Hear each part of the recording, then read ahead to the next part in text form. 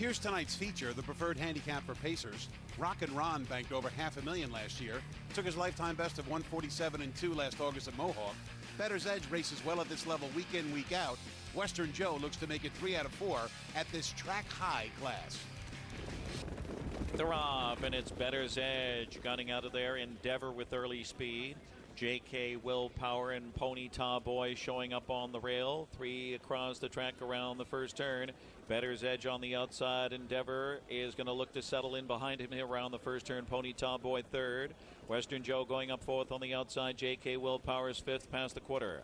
Then it's Rodeo Rock and Rockin' Ron, the trailer at the quarter. Bettor's Edge takes the lead, but here comes Western Joe and Pat Barry, and that one strides out strong. 27-1. Across the backstretch, Western Joe sets up shop now for Pat Barry, paves the way. Bettor's Edge pockets up behind him. It's Endeavor third, and Bettor's Edge back to control, back to the top here. Ponyta Boy is fourth, the whip taps for J.K. Willpower fifth, followed by Rodeo Rock and Rockin' Ron. They're at the half. The double millionaire Bettor's Edge on the engine here in 54 and 4, 27-3. Western Joe second, Endeavor is third, and first up J.K. Willpower being towed into it, Rodeo Rock. And then it's Ponyta Boy shuffled, and Rockin' Ron from the rear of the field gets underway, third over.